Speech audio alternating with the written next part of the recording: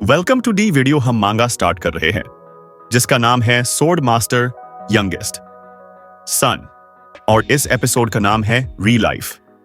ये story start होती है जिसके शुरुआत में हमें बताया जाता है रनकैंडल फैमिली, जो फैमिली है स्वॉर्ड्स मास्टर्स की, जो ऑलमोस्ट हाफ वर्ल्ड कंट्रोल से करते हैं।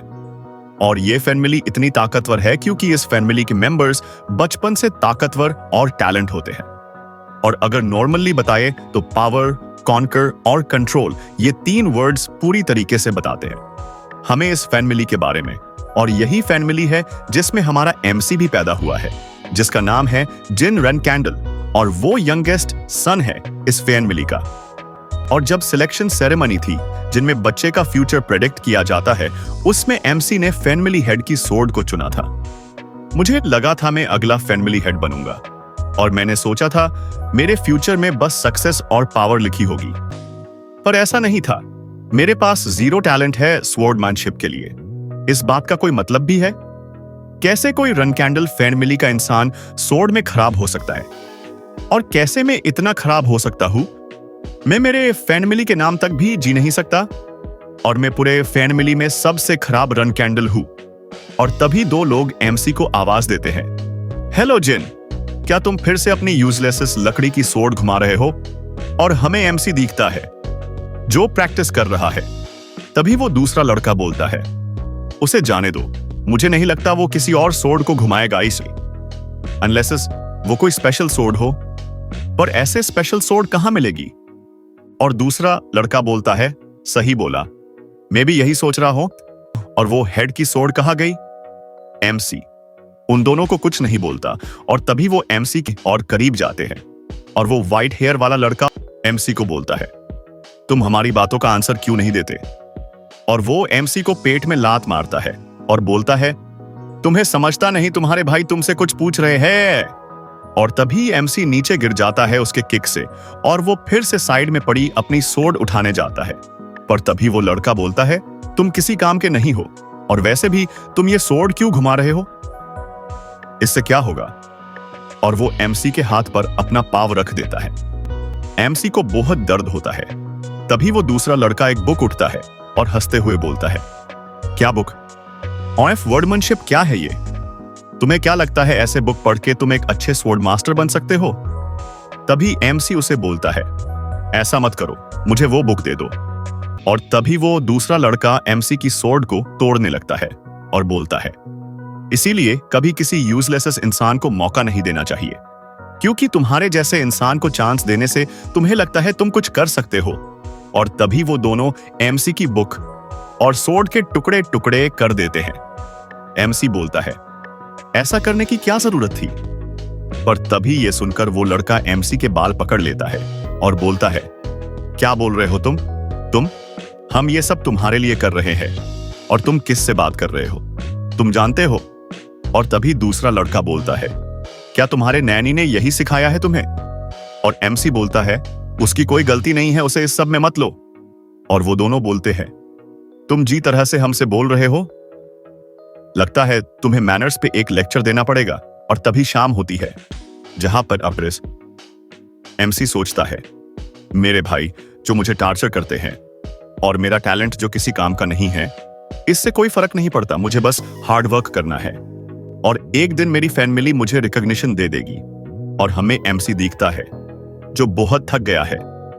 पर नेक्स्ट ही पल हमें पता चलता है कि एमसी को उसके फैमिली से निकल दिया है, और उसे मारा नहीं जाएगा, क्योंकि उसने बहुत ट्राई किया है, पर वो इस फैमिली के किसी काम का नहीं है, इसीलिए उसे निकला जाता है फैमिली से। और एमसी सोचता है, ऐसे ही मुझे फैमिली से निकला गया जब मैं 25 साल का था, और मैं कुछ नहीं कर सकता था। मैं बस यहां वह घुमा, और तभी एक दिन घूमते घूमते मैं मेरे मास्टर से मिला। उन्होंने बताया मुझे कि मुझ में टैलेंट है, और ऐसा ही टैलेंट नहीं तो मेरे पास मैजिक टैलेंट है, जो मेरे फैमिली में उसे करना माना था। और फिर 3 साल बाद जहां पर एमसी बोलता है, नेचर का माना मैजिशियन के माना से जोड़ो, जिससे माना रिकवर हो जाएगा, और उसके बाद जो माना बनेगा और स्ट्रेंथेन करो। और तभी एमसी के बाजू में काले रंग का माना जमा होने लगता है, और धीरे धीरे वो एमसी को पूरी तरह से कवर कर लेता है। एमसी को कुछ समझता नहीं है, और तभी उसे कुछ आवाज आती है और एमसी उस आवाज की तरफ देखकर बोलता है, तुम कौन हो? तभी हमें दिखता है एक बड़ी परछाई एमसी के पीछे है और वो बोलती है, मैं सोल्डरेट मास्टर ऑफ ऑल शैडो और एमसी को अपने हाथ में लेके बस वो बोलता है, जिन रन कैंडल में तुम्हारे साथ एक कॉन्ट्रैक्ट बनाना चाहूंगा, मैं God on F shadow. MC ये सुनकर शॉक हो जाता है। तभी वो बोलता है, तुमने अगर मेरे साथ ये कॉन्ट्रैक्ट किया तो तुम बस शैडो पावर्स ही नहीं तो सारे कर्स भी निगेट करो सकते हो। और तभी वो एमसी के तरफ देखता है जहां पे उसके ऊपर कोई तो कर्स है और तभी वो बोलता है, कॉन्ट्रैक्टर, ऐसा लगता है कोई तुम्हें बिल्कुल पसंद नहीं करता है और उसने तुम्हारे टैलेंट को कट कर दिया है कर्स यूज करके। एमसी सोचता है, क्या कर्स? और वो बोलता है, हाँ, इस कर्स को ब्लडेड इल्यूशन बोलते हैं और ये वर्डमैनशिप के टैलेंट को सप्रेस करता है। ये बहुत बुरा कर्स है और तुम्हारे लिए तो और बुरा है क्योंकि तुम रन कैंडल हो। पर ये कर्स रन कैंडल फेनेमिली में कैसे हो सकता है? अभी समझा मैं तुम्हारे तरफ क्यों आया। और वो एक चुटकी में वो कर्स तोड़ देता है और बोलता है, अब से तुम्हें कोई कर्स हार्म नहीं कर सकेगा और अब तुम्हारा बस एक काम है, एक एक्स्ट्रा ऑर्डिनरी मैजिक वर्डमन बनने का, जिन रन कैंडल तुम्हें देखने में मजा आएगा।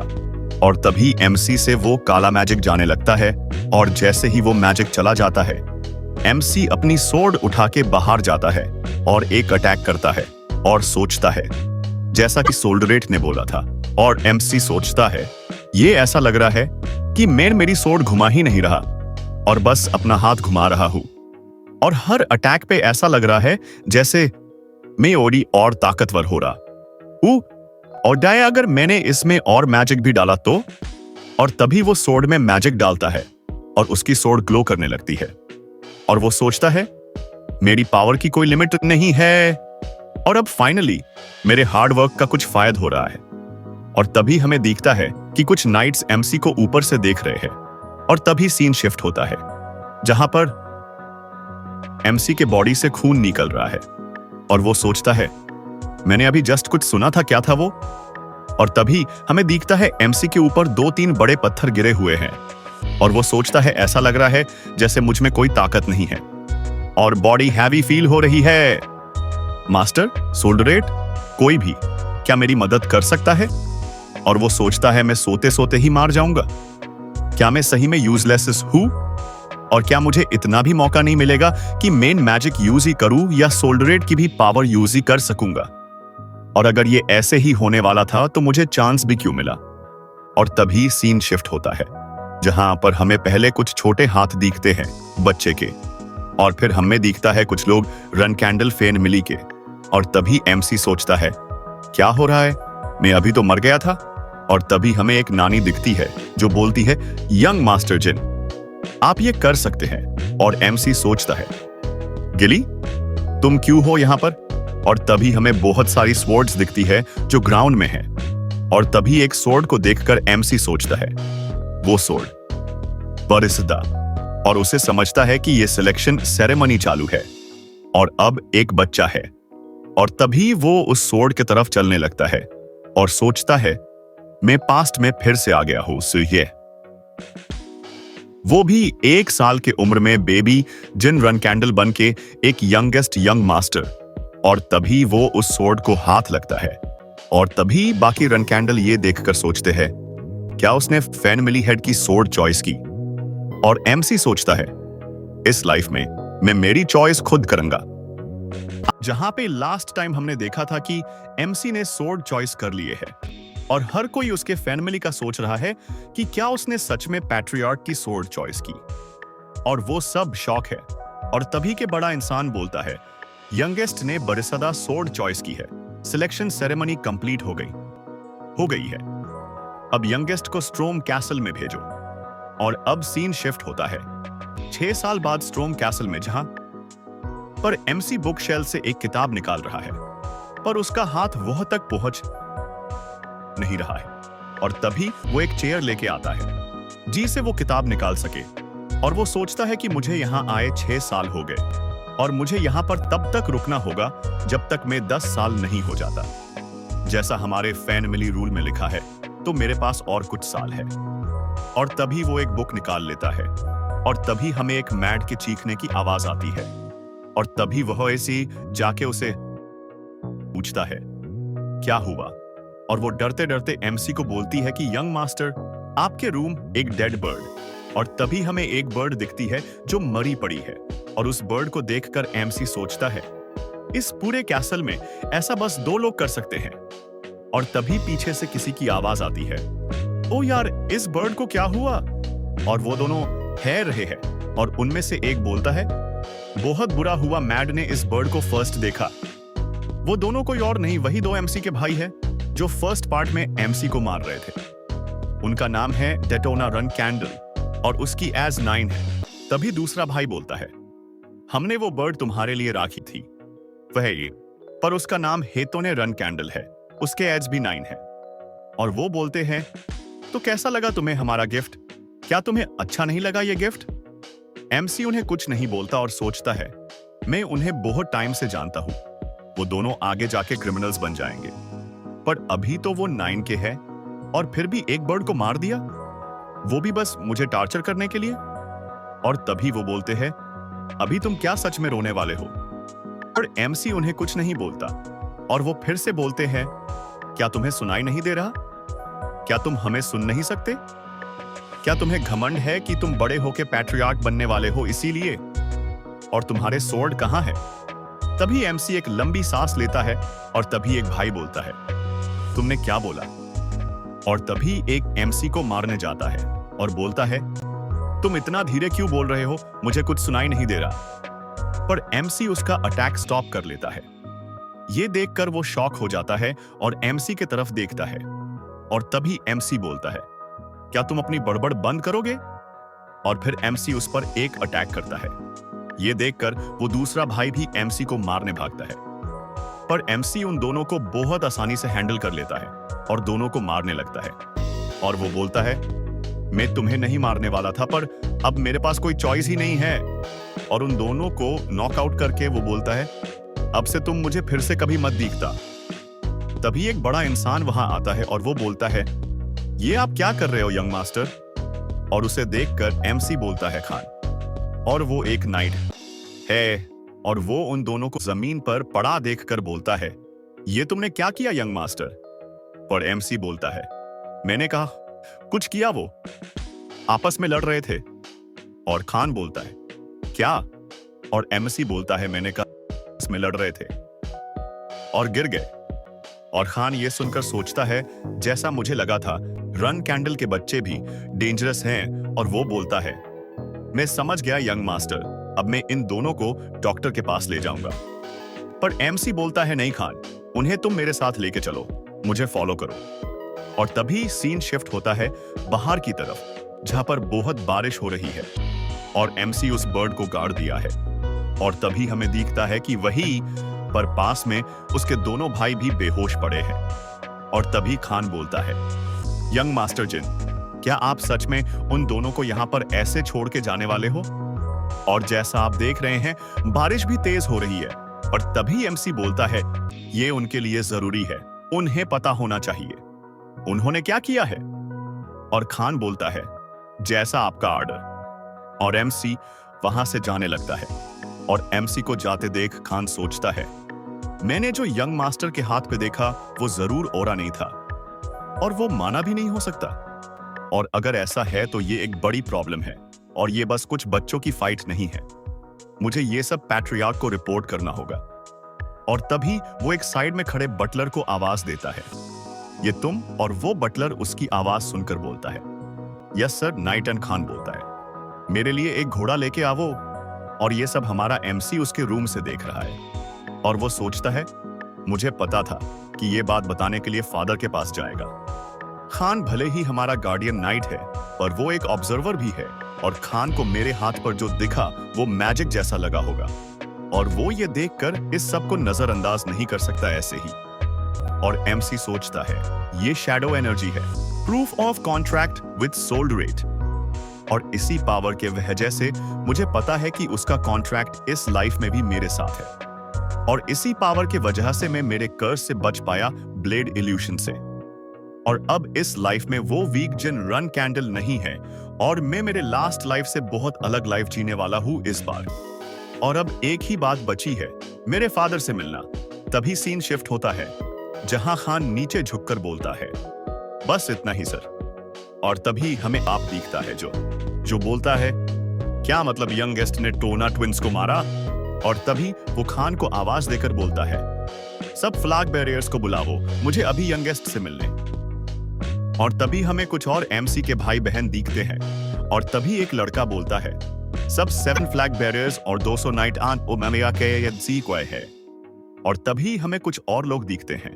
और तभी एमसी का बाप बोलता है, चलो हम अब स्टॉर्म कैसल में जा रहे हैं।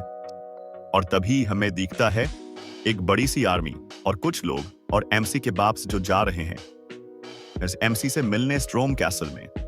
आज के लिए पर एमसी का फादर उसके कुछ बाकी बच्चों और सोल्जर के साथ एमसी से मिलने कैसल में जा रहे हैं।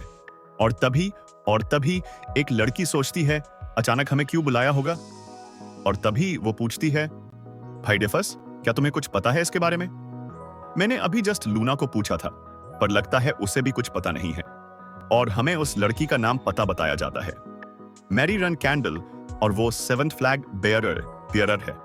और तभी उसके बाजू में एक लड़का दिखता है जो सोच रहा है कि टोना ट्विंस अगले साल कैसल के बाहर निकल जाएंगे, तो मुझे नहीं लगता ये सब उनके लिए है।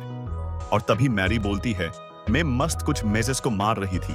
और तभी वो लड़का बोलता है, मुझे लगता है ये सब यंगेस्ट के लिए हो रहा है।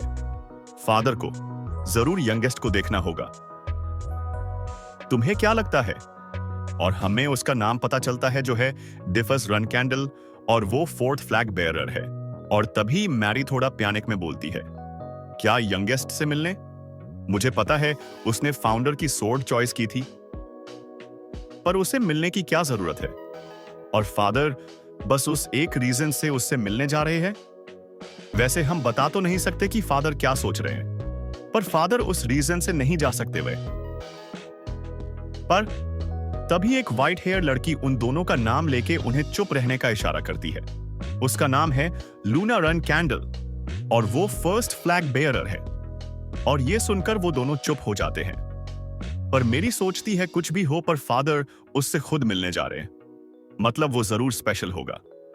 और तभी हमारा सीन शिफ्ट होता है, जहां पर एक मैड एमसी को कपड़े पहना रही है। और वो एमसी को बोलती है, यंग मास्टर आपके फादर आने वाले हैं। वो शायद आपको और आपके भाई को देखने के लिए आने वाले हैं। और एमसी बोलता है शायद, और सोचता है खान ने जरूर जो हुआ वो फादर को बता दिया होगा। और जो भी हो, उसने जरूर सीधा सीधा नहीं बोला होगा कि मैंने मैजिक यूज किया, और उसने बस जो हुआ वो बता दिया होगा। और फादर जरूर चेक करने आ रहे होंगे कि मैंने जो पावर यूज की वो क्या थी, मैजिक या माना, और क्या वो पावर फैमिली के किसी काम की होगी या नहीं। और तभी हमें दिखता है कि एमसी का बाप कैसल में पहुंच गया है। और जैसे ही वो अंदर जाता है, बोलता है, ट्विंस को प्रेजेंट करो मेरे सामने। और सीन शिफ्ट होता है, जहां पर वो दोनों लड़के एमसी के फादर के सामने हैं। और एमसी का बाप बोलता है, हेतोने डेटोना, और उनका नाम सुनकर वो बोलते हैं, यस फादर। और एमसी का बाप बोलता है, मैंने सुना तुम दोनों की यंगेस्ट के साथ फाइट हुई, इस सब में तुम्हारी गलती क्या थी? ये सुनकर वो थोड़ा शॉक हो जाते हैं और बोलते हैं, हमारी कोई गलती नहीं थी, और उल्टा जिन ने ही हम दोनों को मारा। और उसने कुछ पावर भी यूज की, वो पावर ओरा नहीं थी, कुछ और ही था, शायद मैजिक। और आपको तो पता है फादर मैजिक यूज करना मना है हमारे फैमिली में। और अगर वो सच में मैजिक यूज कर रहा था तो हमें उसे पनिश करना होगा। फादर तभी थोड़ा सीरियस होकर एमसी का फादर बोलता है, मेरी ये बात हमेशा याद रखना, तुम ऐसे इस फैमिली में टिक नहीं सकोगे, और तुम ऐसे जल्दी ही खत्म हो जाओगे। और ये सुनकर वो डर जाते हैं। और तभी उनका बाप बोलता है, जाओ और जीन को भेजो। और तभी हमें एमसी दिखता है जो ट्विंस को जाते देखकर सोचता है, मेरे फादर चिरोन रन कैंडल, जो कि सबसे ताकतवर है और सबसे कोल्डेस्ट, और उन्हें कुछ लोग डेमी गॉड बोलते। पहले भी वो कुछ नॉर्मल इंसान नहीं थे, पर जब उन्हें ये टाइटल मिला तब उनकी पूरी ह्यूमैनिटी खत्म हो गई और उनके इमोशंस भी। और अब वो बस डेवलपमेंट और ताकत चाहते आ रहते हैं और कुछ नहीं। और इसलिए मेरे लास्ट लाइफ में मेरे पास जब कुछ पावर नहीं थी तो मैं उनके लिए कुछ भी नहीं था। पर इस लाइफ में सब अलग होगा और इस बार मैं सबसे ताकतवर बनूंगा। और तभी दरवाजा खोके एमसी रूम में एंट्री लेता है और उसे देखकर हर कोई शॉक हो जाता है। और तभी वो जाके अपने बाप के सामने झुक जाता है और उन्हें ग्रीट करता है। और तभी उसके ग्रीटिंग सुनकर वो बोलते हैं, तुमने मुझे पैट्रियार्क क्यों बोला, फादर क्यों नहीं? और ये सुनकर एमसी बोलता है, क्योंकि आप यहाँ पर सबके सामने हो, सारे नाइट्स, और मेरे भाई बहन के सामने तो मैं आपको फादर नहीं बोल सकता। और एमसी का आंसर सुनाकर लूना शॉक हो जाती है। और तभी पैट्रियार्क बोलता है, मुझे तुम्हारा आंसर पसंद आया, पर मैं यहाँ कुछ और प्रॉब्लम से आया हूं। तो तुम मुझे फादर बोल सकते हो। तो अब मैं तुम्हें वही पूछूंगा जो तुम्हारे दोनों भाई को पूछा, तुमने होने क्यों मारा, क्या गलती थी उनकी? और तभी एमसी बोलता है, क्योंकि मैं बस बदला ले रहा था। हम रन कैंडल है और हम चुप नहीं बैठ सकते, और जो जैसा हमारे साथ करेगा वैसा ही हमें उसके साथ करना होगा, और फिर वो चाहे कोई भी हो। और ये सुनकर मैरी खुश हो जाती है। और तभी पैट्रियार्क ऑर्डर देता है, यंगेस्ट को छोड़ सब रूम से बाहर निकलो। और ये सुनते ही हर कोई शॉक हो जाता है, पर सब एक एक करके रूम से निकलने लगते हैं। और मैरी सोचती है, फादर के साथ टॉक करने का मौका, वो भी अकेले। और सब बाहर चले जाते हैं और अब बस रूम में एमसी और पैट्रियार्क है। तभी पैट्रियार्क बोलता है, मैंने सबको बाहर निकाल दिया क्योंकि मुझे तुमसे कुछ पूछना है। तुम्हारे भाइयों ने मुझे कहा कि तुमने कुछ पावर यूज की फाइट के वक्त, क्या थी वो पावर? और तुम्हें पता है ना, रन कैंडल में मैजिक यूज करना मना है, क्योंकि हम अगर मैजिक सीखे तो हम सोर्ड मास्टर भी बन सकते। तो जो पावर यूज की वो क्या थी? और अगर वो मैजिक थी तो तुम्हें पता है ना क्या होगा? और तभी एमसी थोड़ा सोच के बोलता है, वो पावर। और वो सोचता है, जब तक फादर को वो पावर पता है वो मुझसे अपना ध्यान हटा नहीं सकते, क्योंकि वो सोल्डरेट की पावर है, फाउंडर की पावर। और वो बोलता है, मुझे नहीं पता वो पावर क्या है और मुझे नहीं समझ रहा मैं इसे ओरा बोल सकता हूं या मैजिक। और तभी एमसी के हाथ से ब्लैक पावर निकलने लगती है और एमसी बोलता है, फादर क्या आप मुझे बता सकते हैं ये पावर क्या है? और वो पावर देखकर पैट्रियार्क बोलता है, ये पावर रन कैंडल के फाउंडर की है। का फादर दोनों ही बस रूम में है। और तभी उसका बाप बोलता है, ये पावर फाउंडर की है, ये शैडो एनर्जी है। और उसका फादर सोचता है, क्या इसका मतलब ये है कि ये लड़का आगे जाके फैमिली हेड बन जाएगा? तभी एमसी अपने फादर की तरफ देखकर बोलता है, क्या हुआ फादर? और उसका बाप बोलता है, तुम जो एनर्जी यूज कर रहे हो वो सोल्डरेट की पावर है, शैडो गॉड की पावर। और एमसी बोलता है, क्या गॉड की पावर? और एमसी का फादर बोलता है, हाँ, एक गॉड की पावर है। सोल्डरेट ने रन कैंडल के फर्स्ट फैमिली हेड से कॉन्ट्रैक्ट बनाया था, लॉर्ड टेमर से, और वही गॉड है हमारे साथ आज भी है। पर जब लॉर्ड टेमर मार गए तब से वो गॉड रन कैंडल फैमिली को नहीं दिखा। मुझे इसका रीजन तो नहीं पता कि वो गॉड क्यों गायब हो गया, पर ऐसा लग रहा है कि वो गॉड तुम्हारे जरिए फिर से हमारे फैमिली से कांटेक्ट कर रहा है। तभी एमसी बोलता है, मुझे एक डाउट है।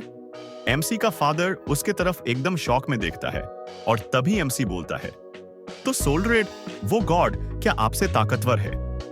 एमसी का फादर थोड़ी देर सोचता है और बोलता है, मुझे नहीं पता, क्योंकि मैं कभी किसी गॉड से नहीं लड़ा हूं। और एमसी सोचता है, तो आप कभी गॉड से नहीं लड़े हैं, तो आपको गॉड से भी डर नहीं लगता तो? और तभी एमसी का फादर एमसी को आवाज देता है और बोलता है, मेरे बच्चे, तुमने बहुत अच्छा क्वेश्चन पूछा और तुम्हारे क्वेश्चन के वजह से मेरे पास अब कुछ नया है बोलने के लिए, और यहां आना एक अच्छा डिसीजन था। पर अब तुम मेरे क्वेश्चन का आंसर दो, तुम ये पावर कैसे यूज करने वाले हो, ये शैडो एनर्जी? एमसी बहुत इज्जत से बोलता है, मैं ये पावर हमारे फैमिली के लिए यूज ही करना चाहता हूं, जिससे फैमिली का भला हो। एमसी का बाप ये सुनकर एमसी की तरफ देखता है कुछ टाइम तक और फिर बहुत जोर से हंसते हुए बोलता है, कितना झूठ बोलते हो तुम। तुमने अभी तुम्हारे दोनों भाइयों को मारा, फिर उन्हें बारिश में फेंक दिया, और अब तुम बोल रहे हो कि तुम ये पावर उसी फैमिली के लिए यूज करने वाले हो। ये सब छोड़ो, मुझे सच में बोल, तुम इस पावर से क्या करना चाहते हो? और तभी एमसी सोचता है, जैसे मुझे लगा था वो ऐसे बातों से खुश नहीं होंगे।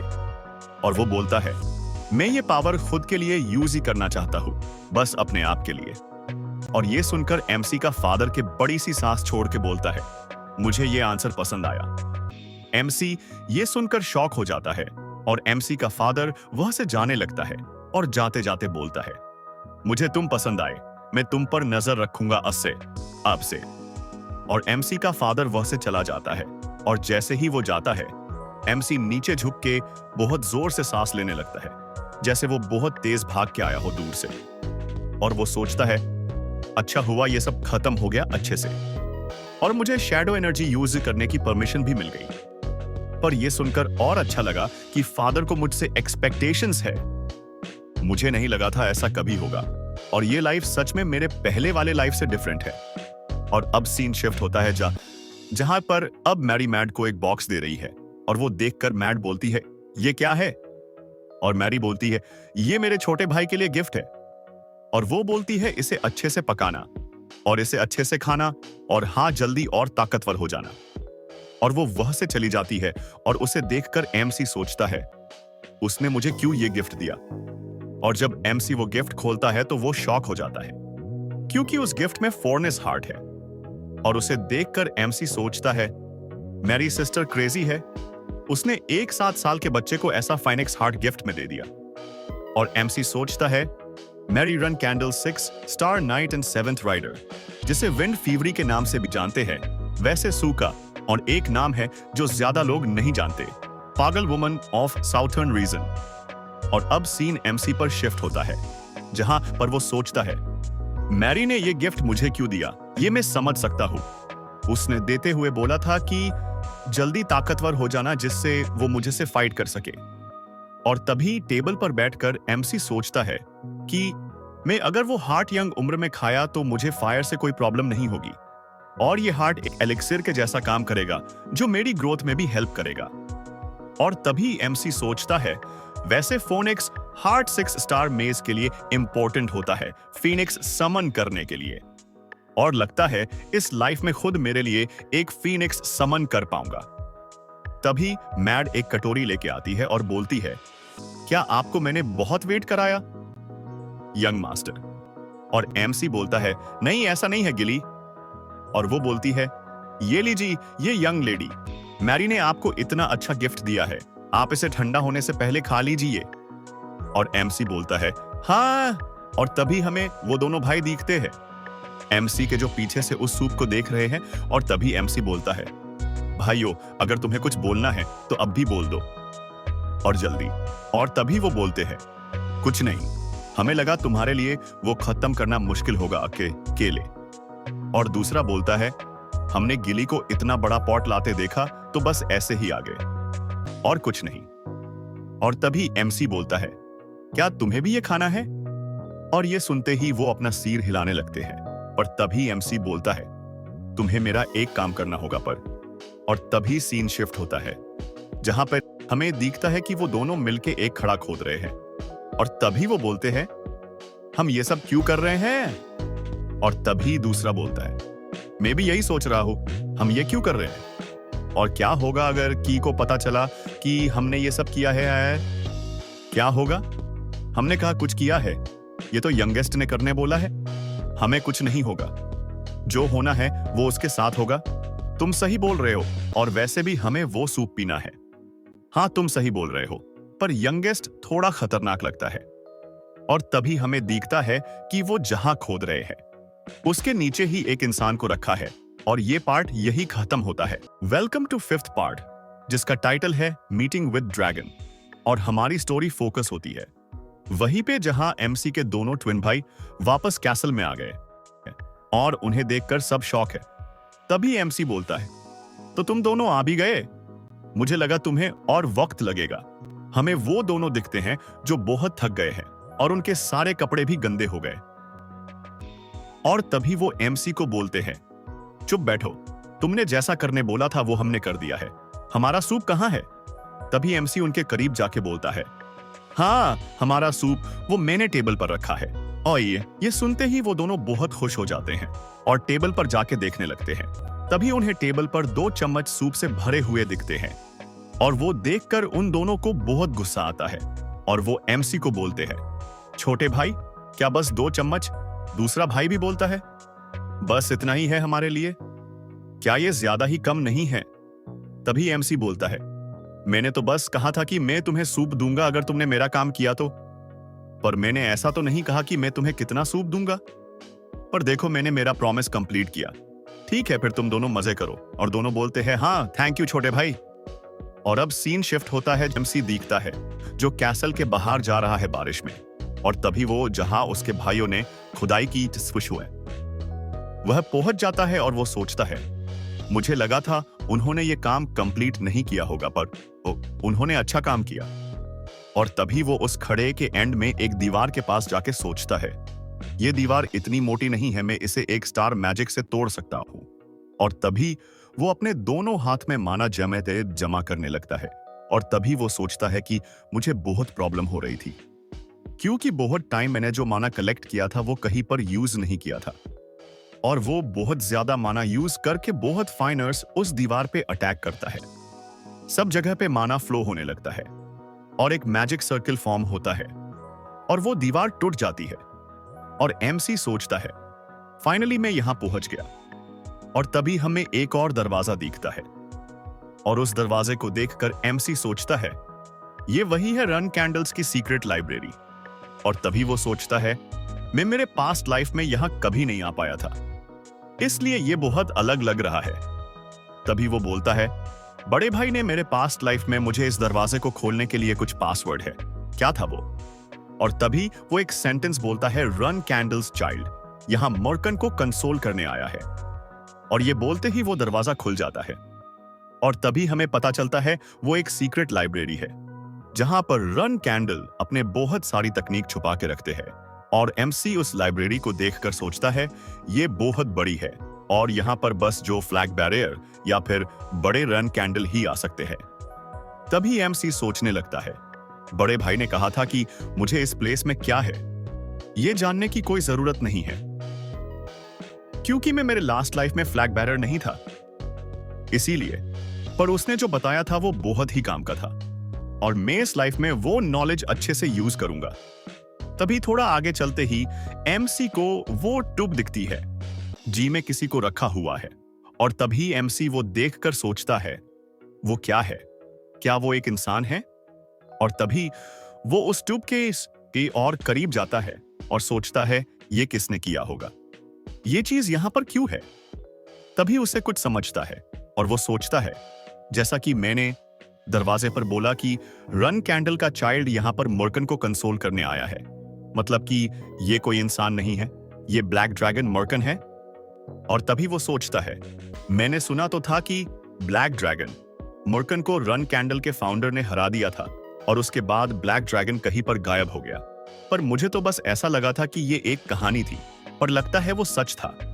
और थोड़ी देर उस ड्रैगन की तरफ देखकर एमसी सोचता है, मेरे पास इसके लिए टाइम नहीं है, मुझे सीक्रेट टूमस ढूंढने हैं, कहां होंगे वो?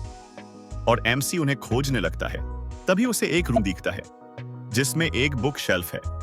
एमसी उस रूम में जाके सोचता है, यहां पर फैमिली के सारे सीक्रेट तकनीक होंगी। और तभी वो उन बुक्स को देखने लगता है और तभी एक बुक को निकालने लगता है और वो सोचता है, मैं इस बुक से स्टार्ट करूंगा।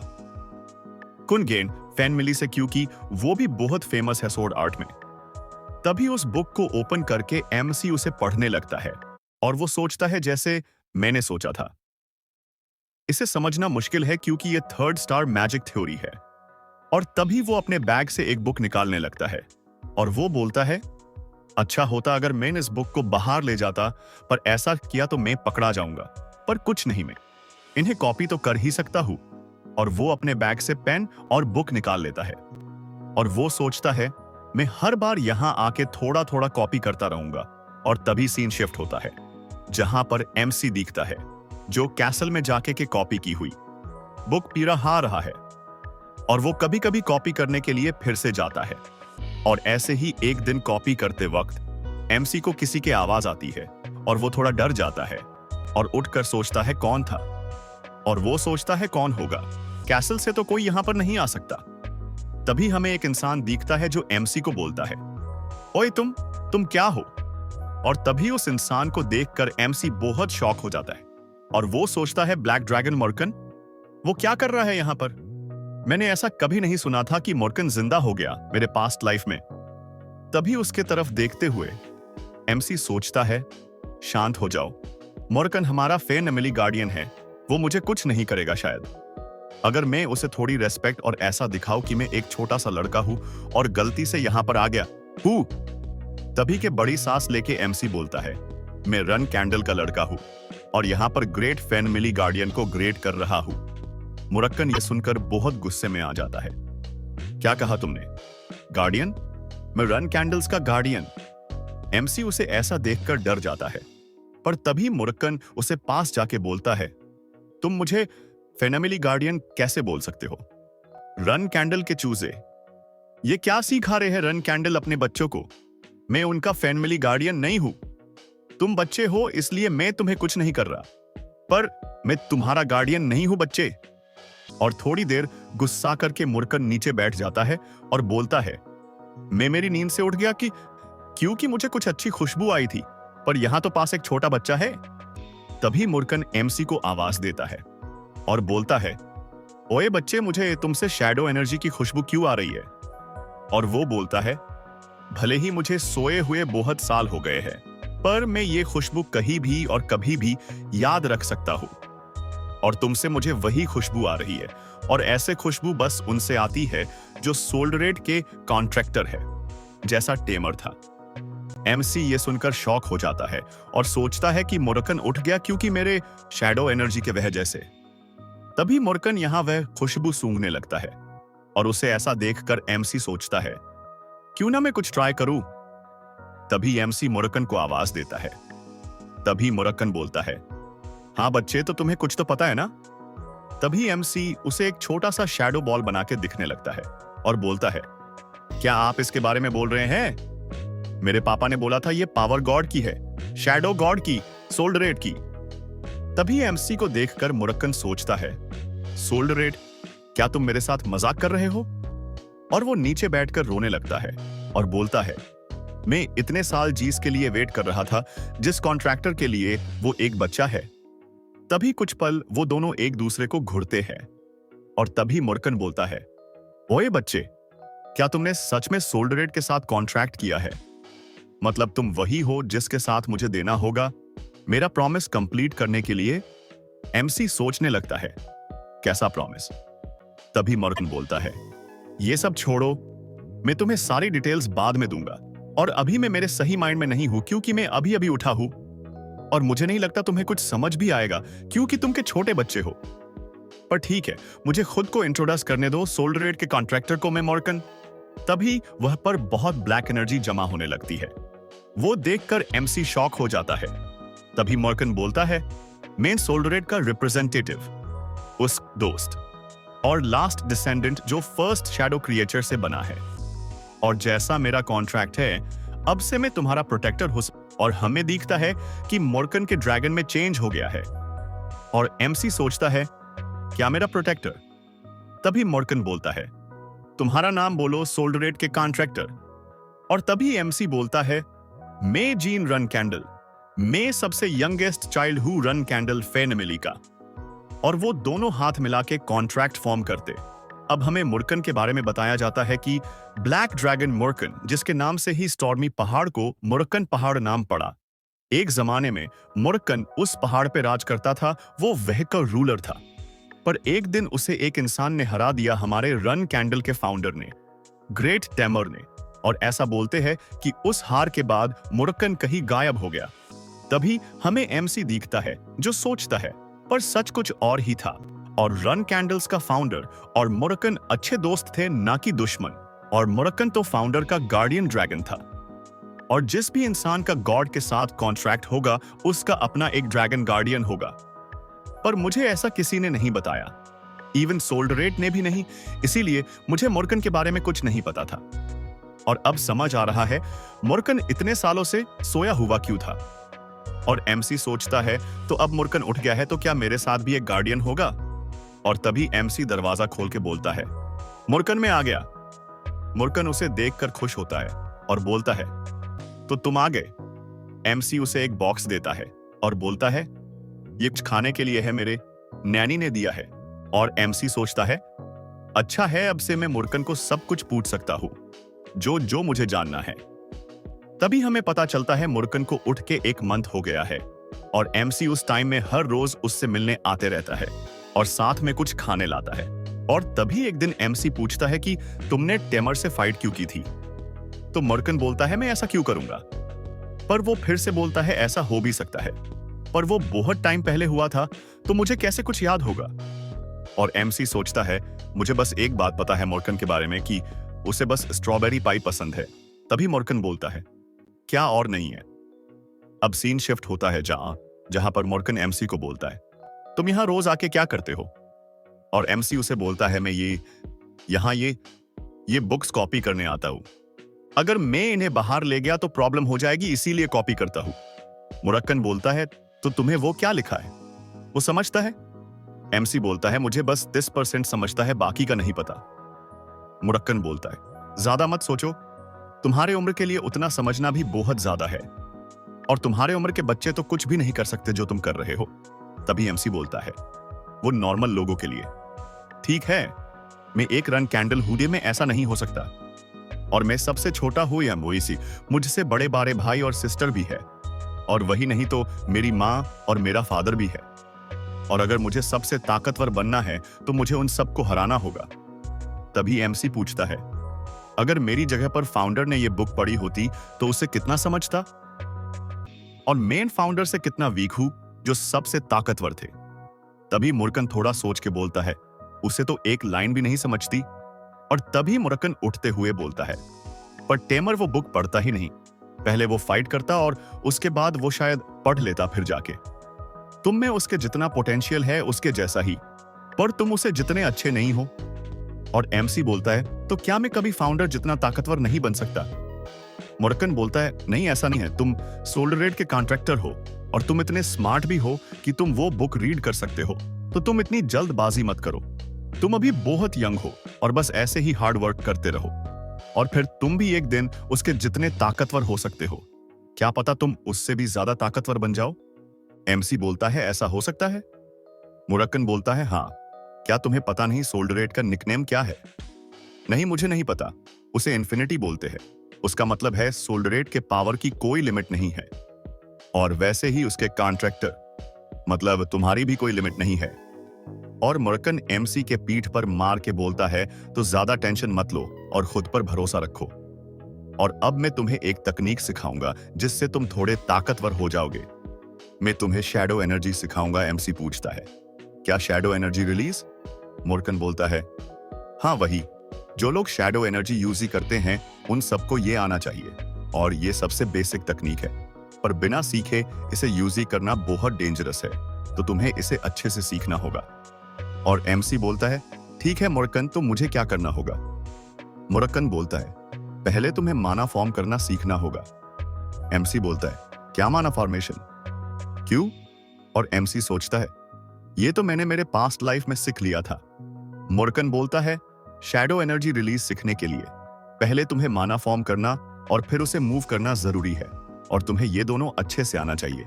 इसके लिए तुम्हें 2-3 साल लग जाएंगे। एमसी सोचता है, इतना टाइम? और तभी मुर्कन बोलता है, तुम्हें कुछ भी नहीं पता है, तो मैं तुम्हें कुछ भी एडवांस नहीं सिखा सकता।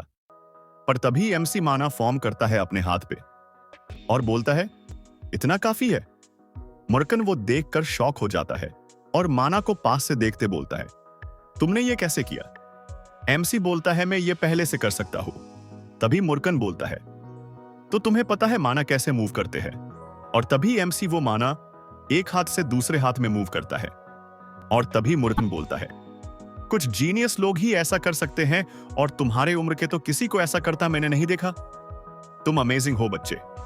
तो ठीक है, मैं तुम्हें अब शैडो एनर्जी रिलीज कैसे होता है वो दिखाऊंगा, तो ध्यान दो। एमसी ओके बोलता है। तभी मुर्कन बोलता है, शैडो हर चीज में है, और हर शैडो सोल्डरेट से ही बानी हुई है, तो इसीलिए सोल्डरेट ही सबका ऑनर है शैडो का, और तुम सोल्डरेट के कॉन्ट्रैक्टर हो, और तभी सब जगह से शैडो बाहर आने लगती है, और हर जगह हिलने लगती है। और मोर्गन बोलता है, इसका मतलब है कि तुम भी सब शैडो के ओनर हो। और वो बहुत ज्यादा शैडो रिलीज करता है। एमसी ये देखकर शॉक हो जाता है। और तभी मोर्गन बोलता है, तो कैसा लगा तुम्हें ये सब? इसे शैडो एनर्जी रिलीज बोलते हैं। और तभी सीन शिफ्ट होता है बाहर के साइड, जहां पर शाम हो गई है। और तभी हमें एक लड़की दिखती है जो एक बड़े से मॉन्स्टर के पास खड़ी है। और तभी एक नाइट बोलता है, हम यहां पर सब फिनिश कर चुके हैं और कुछ एरिया कंप्लीट करके हम मिशन कंप्लीट कर देंगे। और वो लड़की बोलती है, ठीक है, तो हमें और 4 मंथ लग जाएंगे, जाके सबको बता दो ब्रेक लेने के लिए। तभी वो बोलती है, 1 मिनट रुको, तुम्हें क्या लगता है किसी 9 साल के लड़के के लिए क्या गिफ्ट ठीक रहेगा? Welcome to part 6, meeting with sister. हमारा सीन फोकस होता है जहां पर आधे से ज्यादा साल हो गया है एमसी को मुर्कन से मिलने के बाद। और एमसी के टोना ब्रदर 10 साल के हो गए हैं और आज वो स्टॉर्म कैसल से जा रहे हैं। और तभी वो दोनों भाई एमसी को बाय बोलते हैं। एमसी भी उन्हें अपना ख्याल रखने बोलता है। तभी सीन शिफ्ट होता है जहां पर एमसी की मैड केक लेके आती है और एमसी को उसके 9th बर्थडे के लिए कांग्रेट्स करती है।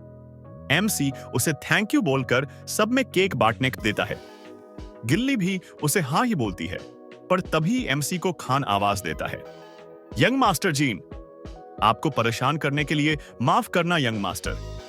एमसी उसे बोलता है, क्या हुआ? खान बोलता है, आपकी बड़ी सिस्टर लूना आपसे मिलने आई है। तभी हमें एक व्हाइट हेयर वाली लड़की दिखती है जिसे हमने लास्ट एपिसोड में देखा था। एमसी और उसकी मैट दोनों ये सुनकर शॉक हो जाते हैं। तभी हमें लूना के बारे में पता चलता है। वो रन कैंडल की फर्स्ट फ्लैग बेयरर है, एक 9 स्टार नाइट। वो फर्स्ट बोर्न है रन कैंडल, फैमिली की सबसे बड़ी तेरा भाई बहन में। और उसे व्हाइटवेल लूना भी बोलते हैं कुछ लोग। और वो सबसे ताकतवर है सारे सिबलिंग्स में। पर फिर भी उसे कोई इंटरेस्ट नहीं है फैमिली पैट्रियार्क बनने में। और उसने सक्सेशन वॉर में हिस्सा लेने से मना कर दिया है। और वो सच में सबसे अमेजिंग है, पर इसीलिए उसने कभी किसी सिबलिंग में इंटरेस्ट नहीं दिखाया। और ऐसा कहना ज्यादा राइट होगा कि हम अजनबी हैं, ना कि फैमिली। पर आज वही सिस्टर स्ट्रोम कैसल में आई है, वो भी कोई नोटिस दिए बिना मुझसे मिलने। और एमसी सोचता है, क्या कुछ हुआ है फैमिली में? और अगर ऐसा नहीं हुआ है तो क्या उसे पता चल गया? मैं सीक्रेट लाइब्रेरी में गया था। और तभी एमसी उसे ग्रीट करता है, हेलो सिस्टर लूना। और लूना उसे बोलती है, तुम बड़े हो गए यंगेस्ट। तभी एमसी बोलता है, अगर मुझे पहले पता होता आप आ रही हो तो मैं अच्छे से रेडी हो जाता। और लूना बोलती है, कुछ नहीं, और वैसे भी मेरे छोटे भाई से मिलने के लिए मुझे क्यों किसी नोटिस की जरूरत है? और वो एमसी के सर पर हाथ रख देती है। एमसी थोड़ा शॉक हो जाता है। और एमसी को ऐसा देखकर वो बोलती है, तुम ठीक नहीं लग रहे, क्या तुम्हें कुछ हुआ है? पर एमसी बोलता है, ऐसा नहीं है सिस्टर, मैं बस थोड़ा नर्वस हूं और कुछ नहीं। लूना ये सुनकर शॉक हो जाती है, पर तभी एमसी बोलता है, ये मेरा फर्स्ट टाइम है आपको इतने पास से देखने का, इसीलिए मुझे समझ नहीं आ रहा कुछ। तभी लूना बोलती है, ऐसा क्यों? और तभी वो सोचती है, ये इसीलिए है क्योंकि रन कैंडल के रूल्स, जिसमें सब सिबलिंग के दूसरे को चेक में रखते हैं, एक दूसरे के लाइफ से खेलते हैं। और क्या जीन को ऐसा लग रहा है कि मैं यहां पर उसे टारगेट समझती हूं? क्या वो मुझसे डर रहा है? और तभी वो बोलती है, मेरी ही लगती है, मुझे माफ करना जीन। एमसी को कुछ समझता नहीं, वो थोड़ा शॉक हो जाता है। तभी लूना बोलती है, तुम अभी यंग हो, पर फिर भी मैं ये भूल गई कि तुम एक रन कैंडल हो, मुझे माफ करना। पर तभी वो नीचे बैठकर बोलती है, यंगेस्ट, मुझे तुमसे प्राइवेट में बात करनी है, क्या मैं तुम्हारे नैनी और गार्डियन नाइट को यहां से भेज सकती हूं? एमसी ये सुनकर शॉक हो जाता है, पर वो उसे, और तभी वो सोचता है, मुझे लूना के बारे में इतना कुछ पता नहीं है, पर मुझे इसमें कोई गड़बड़ नहीं लग रही है। और तभी सीन शिफ्ट होता है जहां पर लूना और एमसी एक रूम में है। और तभी लूना, यहां पर ऐसा अचानक आ गई क्योंकि मुझे तुम्हें कुछ बताना था। एमसी बोलता है, ऐसा क्या था सिस्टर?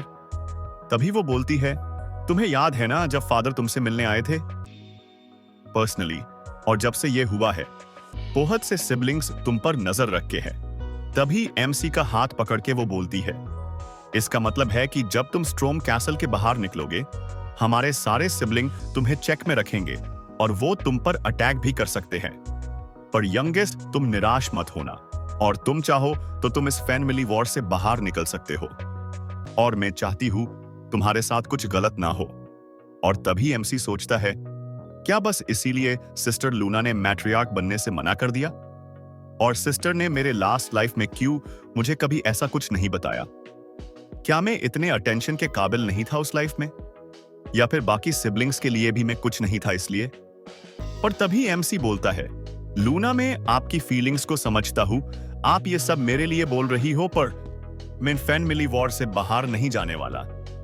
तभी लूना बोलती है, जीन, मैं ये इसलिए नहीं बोल रही कि तुम मेरे लिए कोई प्रॉब्लम बन सकते हो। तभी एमसी बोलता है, मुझे पता है सिस्टर, पर मैं पहले ही एक एसोसिएशन अटैक से जा झुका हूं।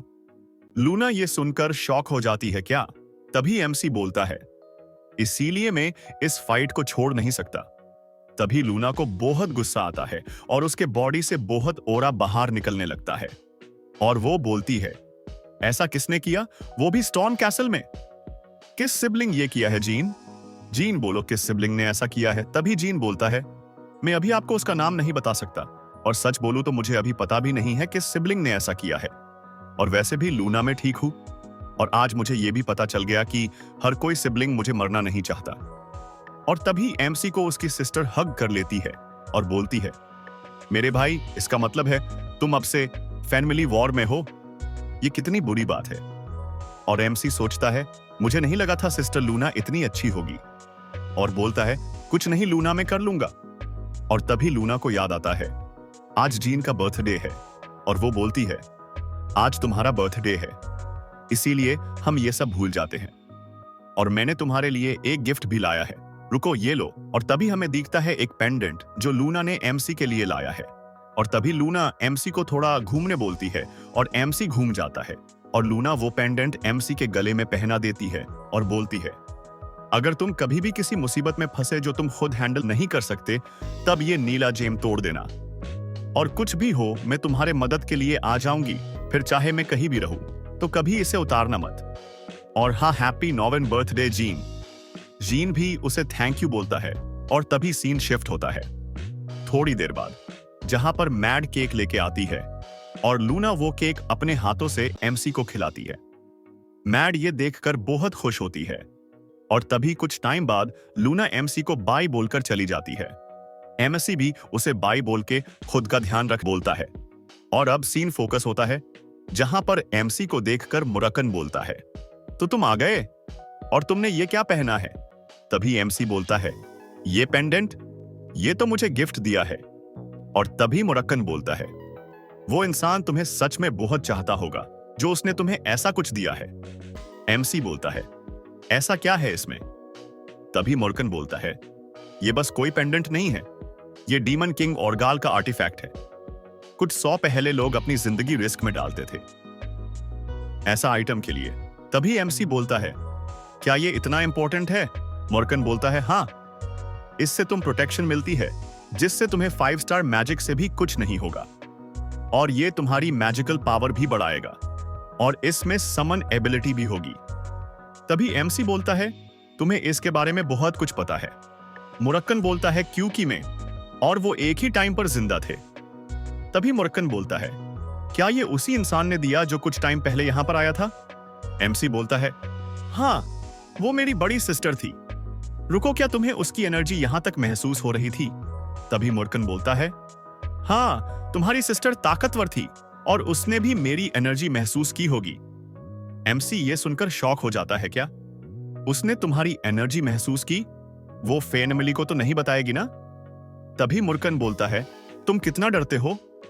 उसने तुम्हें इतना बड़ा गिफ्ट दिया, वो क्यों ऐसा करेगी फिर? क्या वो ऐसा चाहेगी कि उसका छोटा भाई मुश्किल में पड़े? एमसी बोलता है, ऐसा है? और मुरक्कन बोलता है, हाँ, और तुम अपनी उस सिस्टर पर भरोसा रख सकते हो। और तभी हमें लूना दिखती है जिसने मुरक्कन की एनर्जी महसूस कर ली है, और वो सोचती है मैं ये एनर्जी महसूस कर सकती हूँ, और ये एनर्जी पहले यहां नहीं थी। इसका मतलब यंग जीन कुछ प्रेपरिंग कर रहा है, और मुझे लगता है मुझे इस सब में पढ़ने की कोई जरूरत नहीं है। और मैं ऐसा सोचती हूँ कि मुझे कुछ महसूस हुआ ही नहीं। पर जीन, ये याद रखना, तुम चाहे जो करो, जैसे करो, जो बन जाओ, पर मैं तुम्हारा साथ हर टाइम दूंगी। अब सीन शिफ्ट होता है जहां पर एमसी सोचता है, मैंने जैसा सोचा था कि स्टॉर्म कैसल में मुझे लगा था टाइम बहुत बोरिंग होगा, पर ऐसा नहीं था।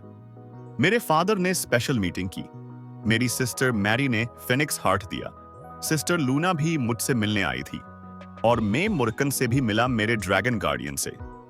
मैंने कभी ये सब सोचा भी नहीं था कि होगा, पर मुझे 10 साल हो गए। अब मुझे भी यहां से जाना होगा जैसा रन कैंडल का रूल है।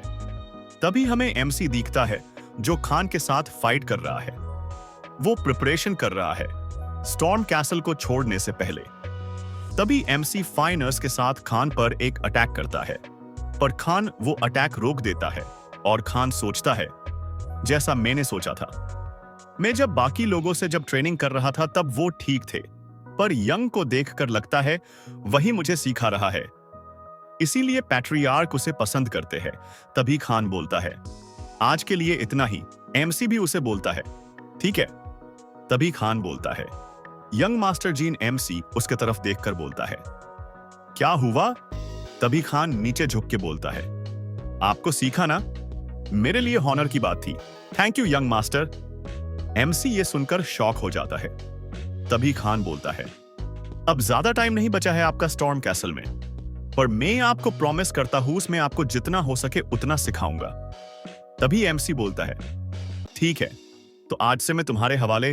तभी सीन शिफ्ट होता है जहां पर एमसी दिखता है जिया जो कैंडल के आग के साथ खेल रहा है। तभी गिली आके बोलती है यंग मास्टर क्या आपको चटका नहीं लग रहा? तभी एमसी बोलता है नहीं, मुझे बस थोड़ा नॉर्मल गरम लग रहा है, बाकी कुछ नहीं। तभी गिली बोलती है अच्छा हुआ लेडी मैरी ने वो गिफ्ट आपको दिया, इससे पहले मैंने बस फोनिक्स हार्ट के बारे में सुना था, पर मैं भी इसके इफेक्ट फर्स्ट टाइम देख रही हूं। एमसी भी सोचता है मैंने भी ये सब फर्स्ट टाइम एक्सपीरियंस किया है, और अभी तक तो उसका ये बस हाफ इफेक्ट है। क्या होगा जब मैंने उसे पूरा उसे कर सकूंगा? तभी मैड बोलती है यंग मास्टर हम कल सुबह कैसल छोड़ के जाने वाले हैं, तो आप मुझे बता दो आपको क्या क्या साथ लेना है। तभी बीएड पर 2 बुक्स रखी दिखती है, तो मैड पूछती है यंग मास्टर मैं इन्हें ऊपर रख दूं? तभी एमसी बोलता है हाँ, मैं उन्हें जाते जाते पढ़ूंगा। गिली बोलती है ठीक है, कुछ और भी चाहिए आपको?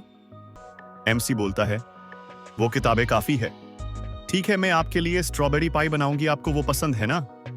तभी एमसी को कुछ याद आता है तो वो बोलता है मैं अभी आया, मुझे एक काम है। तभी सीन शिफ्ट होता है जहां पर एमसी सीक्रेट लाइब्रेरी में आया है और वो मोरक्कन को आवाज देता है। तभी मोरक्कन उसके पास आता है और एमसी बोलता है तुम्हें याद है ना मैं कल कैसल छोड़ने वाला हूं?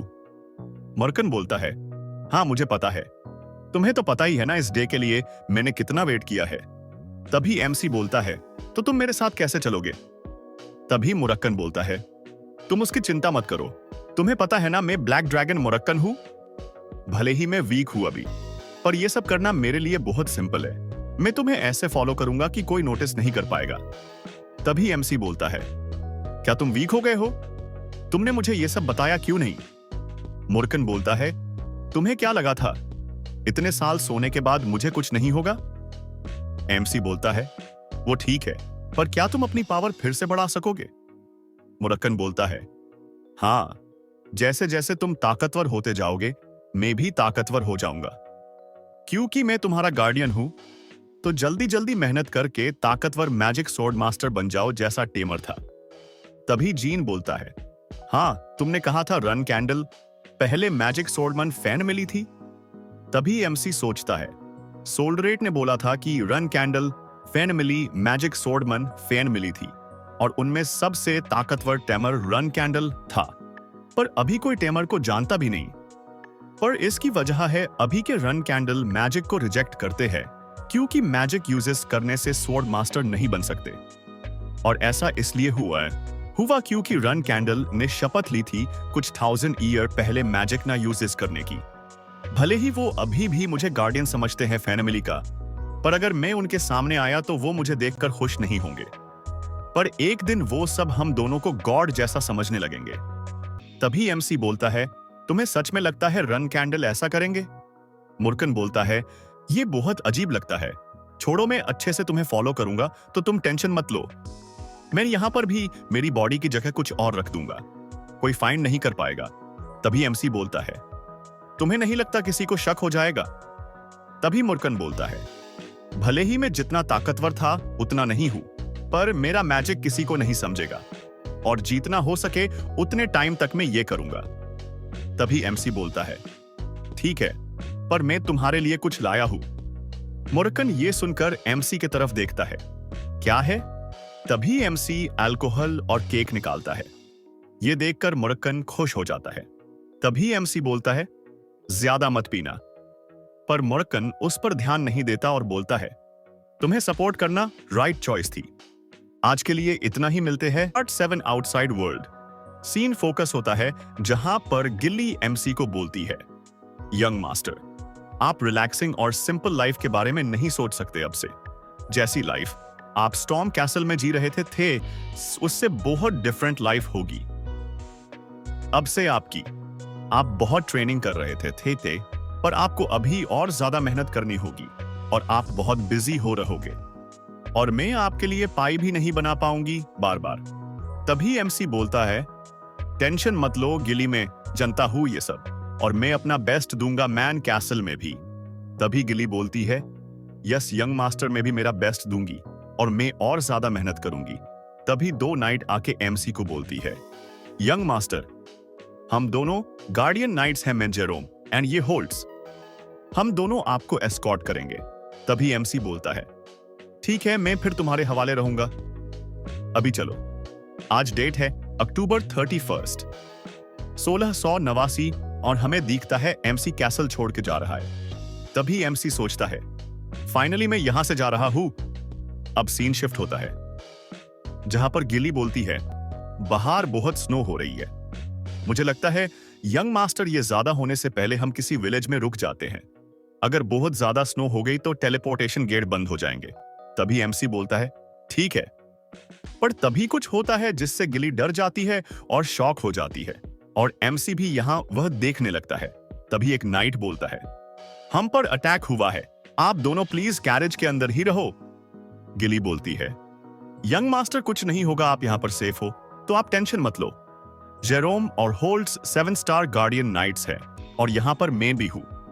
बाहर 20 दुश्मन है, कुछ वॉरियर और कुछ मेजेस और शायद एक आर्चर भी है, पर कोई हाई रैंकिंग नहीं है।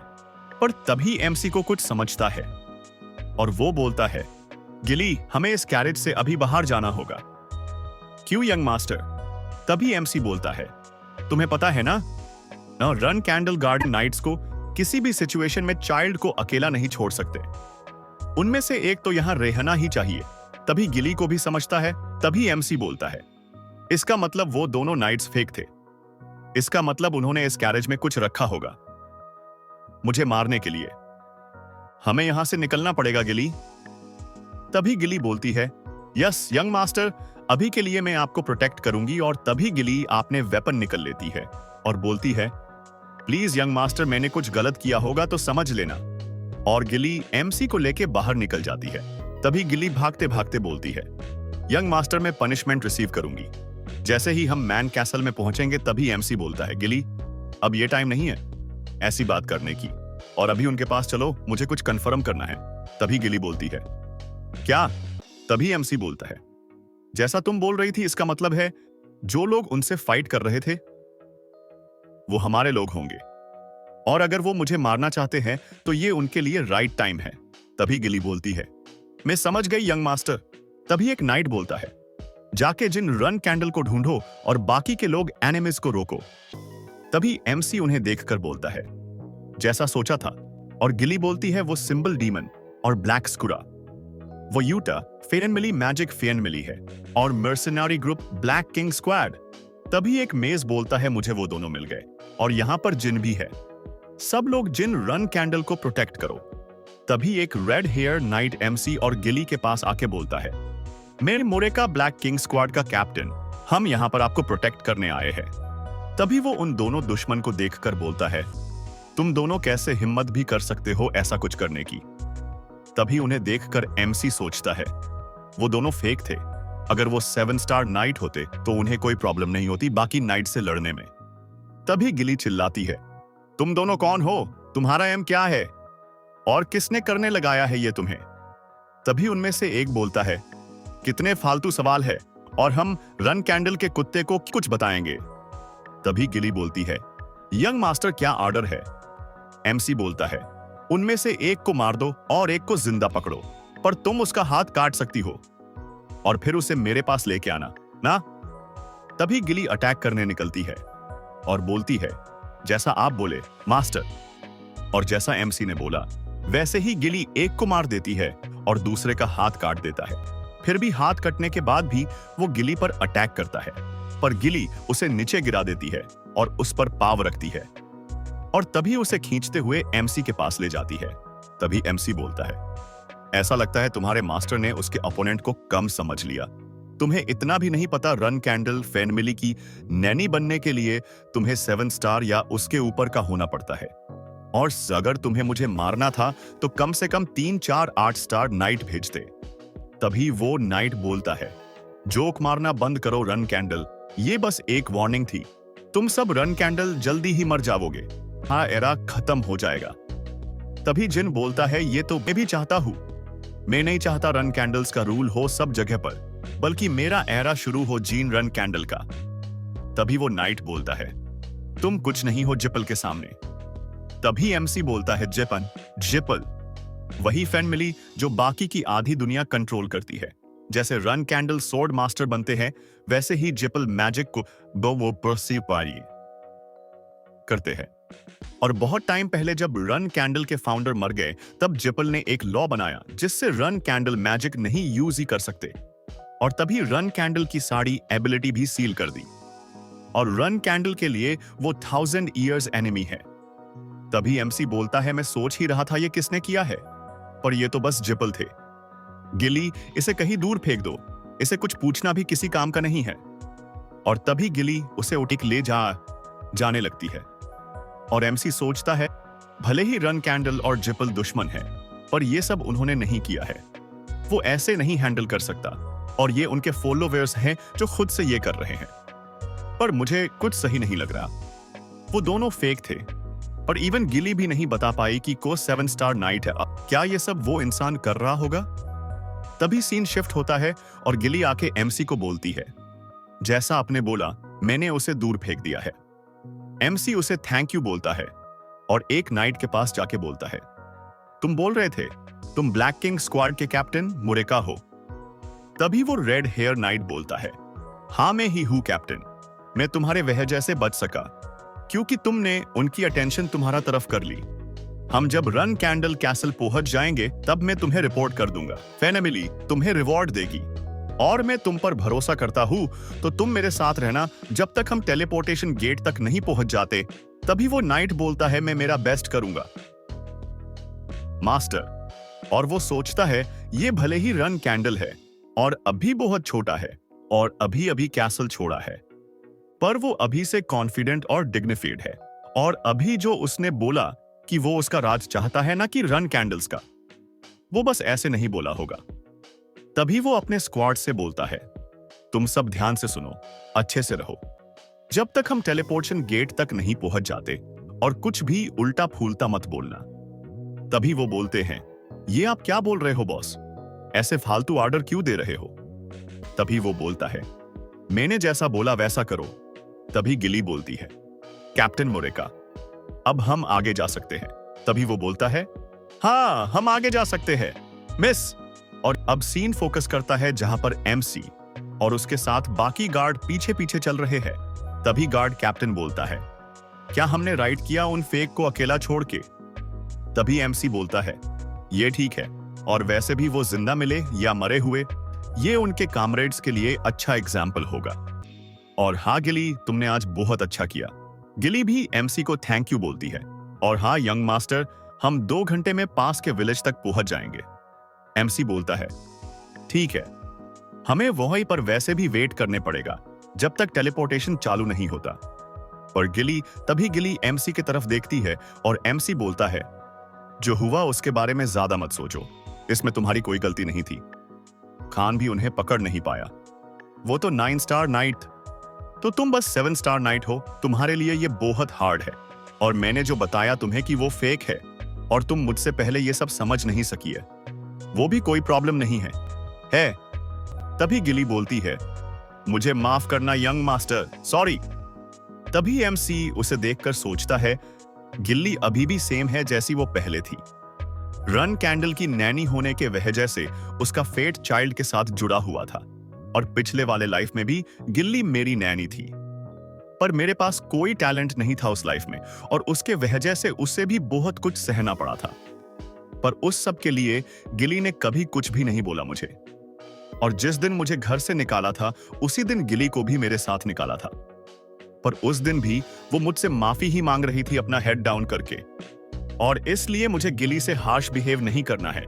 पर इस टाइम अलग है, मेरे साथ गिली को भी ताकतवर होने की जरूरत है। तभी गिली बोलती है, यंग मास्टर मेरी ही गलती है और मैं किसी भी पनिशमेंट के लिए तैयार। पर तभी एमसी चिल्लाता है, गिली खुद को ब्लेम मत करो, ये मेरा ऑर्डर है। तुम मेरी नैनी हो, पर सेम टाइम पर तुम ही मेरी नाइट भी हो। अगर तुम ऐसे छोटी छोटी बातों का इतना टेंशन लोगी तो फ्यूचर में क्या होगा?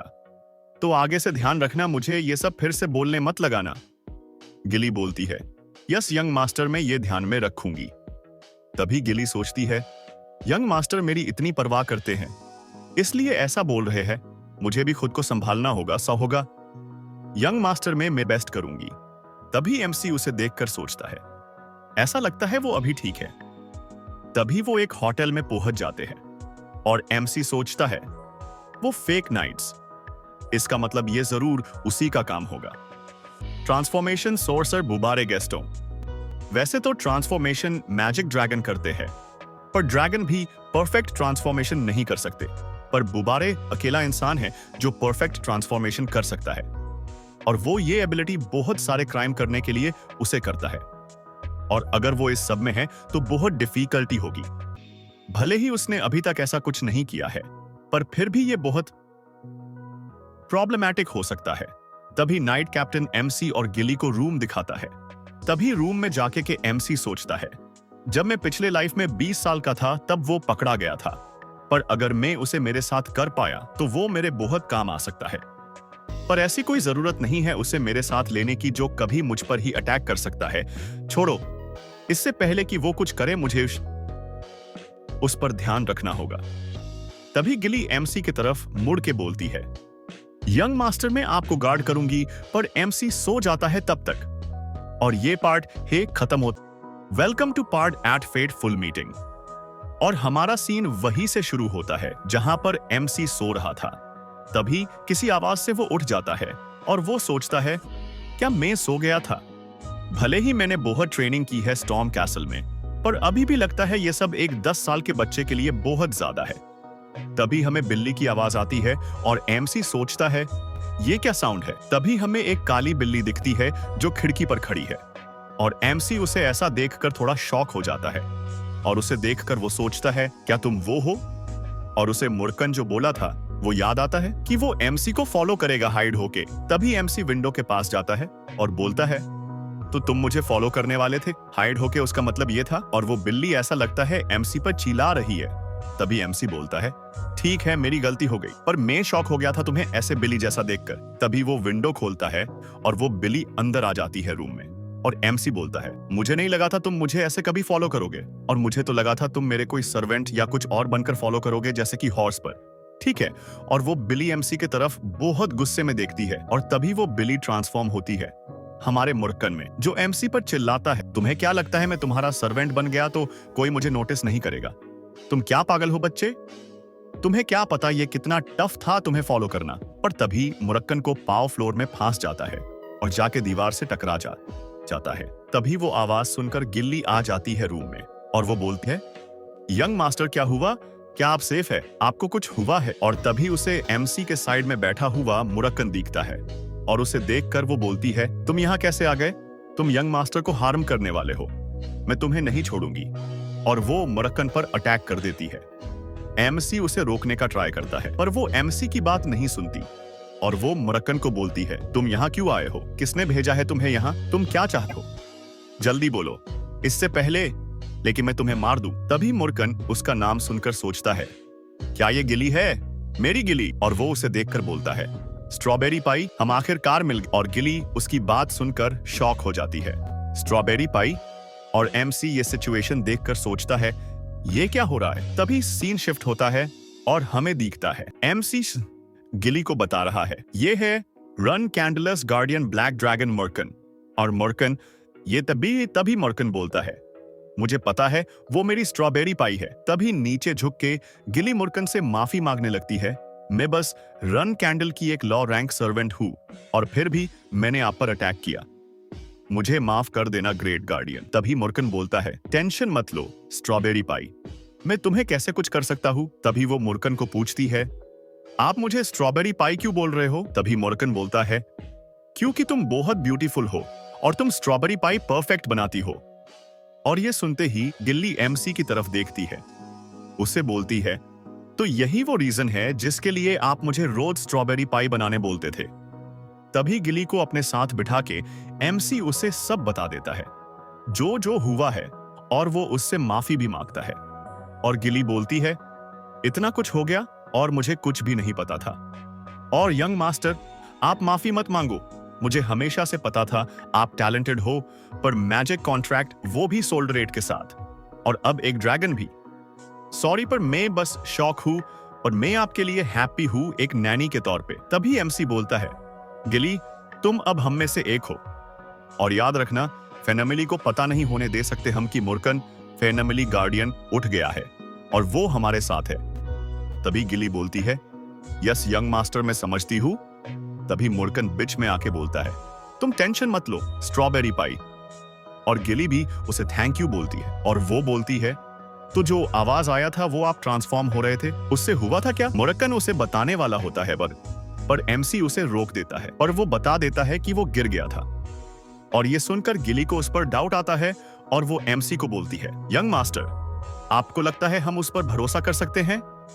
एमसी बोलता है, हाँ गिली। और अब सीन शिफ्ट होता है जहां पे हमें मित्तल टेलीपोर्टेशन गेट के पास एमसी और वो गार्डियन दिखते हैं और गिली उन्हें थैंक यू बोलती है उनके हेल्प के लिए। और वो बोलती है, आपको रन कैंडल फेनमिली रिवॉर्ड देगी आपके हार्ड वर्क के लिए। तभी उनका कैप्टन आगे आके बोलता है, थैंक यू, और ये मिशन हमारे लिए भी एक अच्छा एक्सपीरियंस था और मैं अब बहुत इंतजार में हूं कि young master Jin and Ran Candle क्या कैसा फ्यूचर होगा। पर गिली मक्लोरान, मुझे एक सवाल है।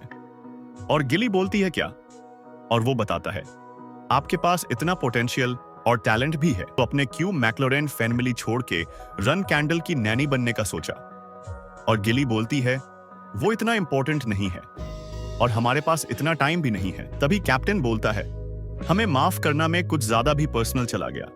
पर गिली उसे कुछ नहीं बोलती और उन्हें बाय बोल के टेलीपोर्टेशन बिल्डिंग के अंदर चली जाती है।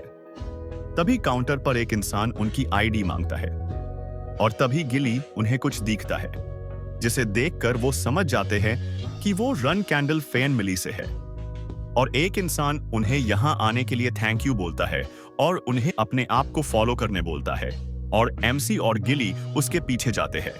तभी वो इंसान एमसी और गिली को बोलता है, आप बस 2 घंटे वेट करो, फिर डेस्टिनेशन पर पहुंच जाओगे। और एमसी जाके एक सीट पर बैठ जाता है।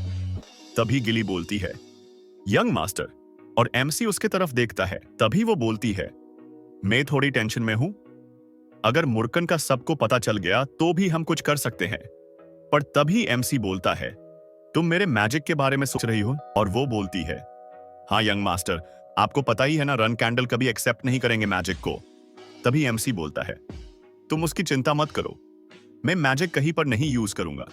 तभी उन्हें कुछ सुनाई देता है और वो तीनों पीछे दिखते हैं। तभी हमें एक क्रेस्ट दिखती है, mark of the golden dragon. और तभी हमें एक व्हाइट हेयर लड़का दिखता है जिसके साथ 2 बॉडीगार्ड है और एमसी सोचता है वो जिपल है और वो जिपल फेनमिली का लड़का जे एमसी एक सामने बैठ जाता है। तभी एमसी उसे देखकर सोचत है, वो कौन है, ऐसा लगता है उसे कहीं पर देख हुआ है। और तभी वो लड़का बोलता है, मुझे लगा ही था, मुझे बाहर नहीं जाना था आज, पर मैं इन्हें देखूंगा ऐसा नहीं सोचता था। गिली और एमसी कुछ नहीं बोलते, पर तभी मुर्कन नीचे उतरता है और उस लड़के के पास जाता है और वो लड़का मुर्कन को देखकर, है ब्लैक बिल्ली कितनी अच्छी लग रही है, यहां मेरे पास आ वो। पर मुर्कन उसके पास जाके उसे पंजा मारता है। ये देखकर उसके गार्ड मुरक्कन को मरने ही वाले थे। भी वो बोलता है, कुछ नहीं हुआ, वो बस एक एनिमल है और तुम भूल गए क्या मुझे पहले से बताया है कि फाइट नहीं करनी है किसी से। और तुम भूल गए रन कैंडल के सामने सोर्ड निकाल रहे हो।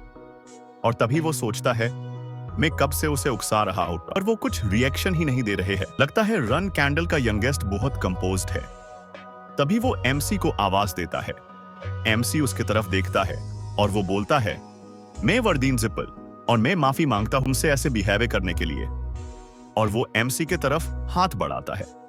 एमसी उसके तरफ देखकर सोचता है, वर्दीन जिप्पल वो एक जीनियस मैजिशियन था और फ्यूचर हेयर जिप्पल का।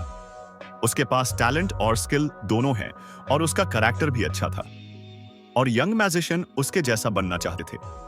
मेरे पास्ट लाइफ में इससे मिलना एक चमत्कार होता मेरे लिए, पर वो उस लाइफ में था, अभी वो मेरे लिए मेरे जितने उम्र का लड़का है, बाकी कुछ नहीं। और तभी एमसी बोलता है, मैं सोच ही रहा था तुम कैसे इंसान हो, अच्छा लगा ये देखकर कि तुम पूरे पागल नहीं हो। तभी वो लड़का बोलता है, तुम्हें कैसे पता चला ये? तभी एमसी बोलता है, तुम अभी जोक मार रहे थे, पर तुम्हें पता है उन्होंने अगर उनकी सोर्ड निकली होती तो तुम्हें अकेले ही आगे जाना पड़ता। कम से कम उनमें से एक तो मर ही जाता और क्या पता शायद तुम्हारे भी उंगलियां काट देता। तभी वो लड़का हंसते हंसते बोलता है, तुम्हारे जोक भी वॉयलेंट है। तभी जिन बोलता, तुम्हें क्या लगता है मैं जोक कर रहा हूं? और वो लड़का बोलता है, ठीक है, पर मेरे पास एक एडवाइस है, अगर तुम्हें आगे कभी दूसरा जिप्पल मिले तो ऐसे डिसीजन मत करना। तुम्हें नहीं लगता है प्रॉब्लमैटिक होगा दोनों फैमिली के लिए? तभी एमसी बोलता है, क्या जोक मार रहे हो? तुम्हें लगता है मेरा फादर चीरो रन कैंडल और तुम्हारे फादर केलियक जिप्पल दोनों ऐसा फालतू प्रॉब्लम था के लिए फैमिली को इन्वॉल्व करेंगे? और थोड़ी देर सोच के जिप्पल बोलता है, तुम सही बोल रहे हो, अगर किसी ने फिंगर भी काट दिए तो वो बस थोड़ा गोल्ड देके प्रॉब्लम सोल्व कर देंगे। तुमसे मिलकर अच्छा लगा रन कैंडल, मैं आज कुछ नया सीखा तुमसे।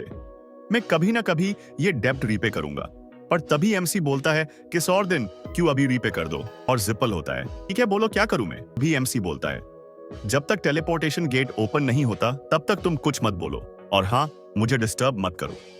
ये सुनकर वो जिप्पल शॉक हो जाता है।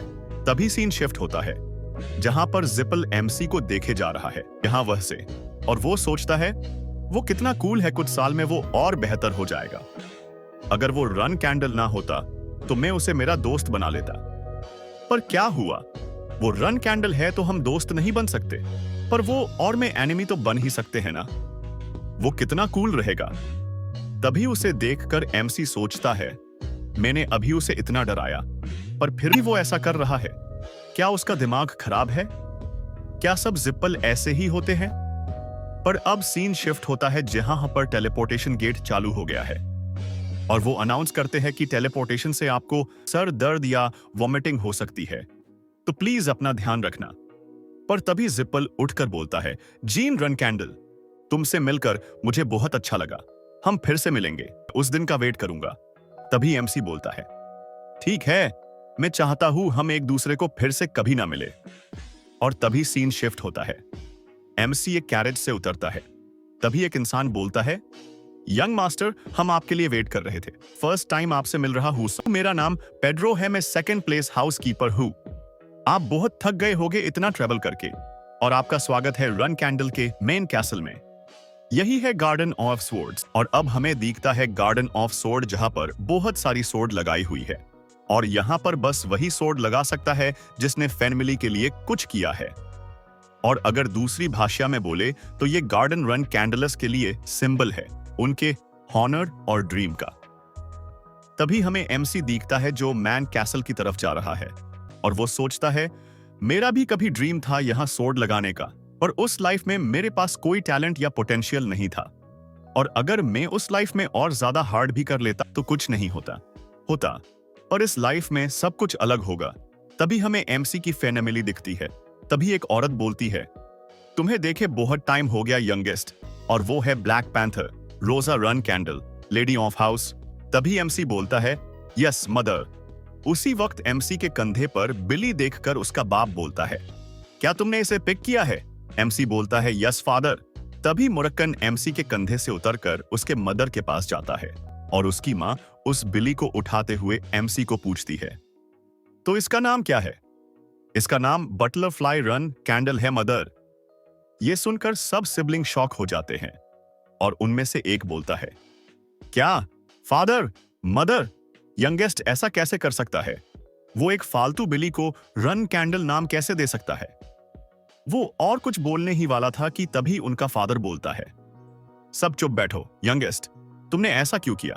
तभी एमसी बोलता है, क्योंकि फादर, इससे मैं कुछ भी कर सकता हूं। अगर किसी ने उसे कुछ किया तो? ये भले ही एक बिली है, पर ये मेरी फर्स्ट लाइफ है जो मैंने कलेक्ट की है, तो मैं चाहता हूं इसके नाम को भी इज्जत हो। ये आंसर मुझे पसंद आया। पर यंगेस्ट, तुम जानते हो ना रन कैंडल के नाम का क्या मतलब होगा? Yes father. अगर कोई बटरफ्लाई को कुछ करेगा तो मैं उसे नहीं छोड़ूंगा। ऐसा लगता है यंगेस्ट, तुम में टैलेंट है एनिमेस बनाने का, और जिस तरह से तुम्हारे सिबलिंग्स तुम्हें देख रहे हैं। तभी एमसी बोलता है, यस फादर, ऐसा हो सकता है, पर मुझ में और एक टैलेंट है, मेरे एनिम्स को मारने का। तभी उसका फादर हंसते हंसते बोलता है, तुम सब इससे संभल के रहना, और अगर तुम इसे हैंडल करना चाहते हो तो इस पर नजर रखना। और अब सीन शिफ्ट होता है जहां पर 4 साल हो गए हैं एमसी को मैं कैसल आने के बाद, और अब भी ईयर है 1794। और तभी हमें एमसी दिखता है जो अब 14 साल का हो गया है और वो सेकंड स्टार नाइट है और लॉ रैंक कैडेट। तभी एक सोल्जर आके एमसी को बोलता है, अब हम आपकी ट्रेनिंग यही खत्म कर देंगे। यंगेस्ट मास्टर, तो क्या आज बस हमारी मॉर्निंग ट्रेनिंग होगी? क्या आप भूल गए यंगेस्ट? आपकी ट्रेनिंग आज लेडी लूना के साथ है। तभी एमसी अपनी सोर्ड रखता है, तुम सही बोल रहे हो, मैं लंच के बाद करूंगा वो सब। क्या आप आज भी दूसरे कैडेट्स के साथ खाना खाने वाले हो? आपको पता है ना, लेडी रोजा को यह पसंद नहीं। छोड़ो, मैं नहीं जा रहा मेरे भाइयों के साथ खाना खाने, वो सब मुझे घूरते रहते हैं। ठीक है यंग मास्टर, मैं लेडी रोजा को यह सब रिपोर्ट कर दूंगा। तभी हमें कुछ कैडेट्स दिखते हैं जो खाना ले रहे हैं और एमसी एक साइड में बैठा हुआ है। तभी एक लड़का आता है जिसने एमसी के लिए खाना लाया है और एमसी उसे इसके लिए थैंक यू बोलता है। उस लड़के का नाम है बिलोप सचमिट्स। वो नाइट कैडेट है, बेसिक रैंक। तभी एमसी उसे देखकर सोचता है, ये बिलोप, अभी वो 13 साल का है, पर बाद में जब वो ट्रेनिंग में पीछे छूट जाएगा तब उसे डिस्क्वालीफाई किया जाएगा और फिर उसे यहां से निकल देंगे। तभी एमसी उससे पूछता है, क्या खाना अच्छा है? यस यंग मास्टर, मैं इस सब के लिए रन कैंडल फैमिली क्या ग्रेटफुल हूं, जिनके वजह से मुझे इतना अच्छा खाना मिलता है, और आपका भी बहुत शुक्रिया। आप भी आपका मिल मुझसे शेयर करते रहते हो कभी भी। तभी एमसी बोलता है, बस बहुत हुआ, चुप बैठो। कल भी तुम यही बोल रहे थे। तुम्हें याद है बिलोप, तुम्हें खुद को कंट्रोल करना आना चाहिए। तुम अपना माउथ ऐसे ही नहीं यूज कर सकते, इससे हर कोई तुम्हें पागल समझेगा। ऐसा है यंग मास्टर। यस बिलोप, थोड़ा कॉन्फिडेंस से रहो, तुम भी यहां मेरे जैसे ही कैडेट हो रन कैंडल फैमिली के। पर यंग मास्टर, मेरे ग्रेड बहुत खराब है और मैं अभी तक फर्स्ट स्टार नाइट भी नहीं बना। तभी एमसी बोलता है, बिलोप, रन कैंडल का कैडेट बनना भी वैसे ही मुश्किल है।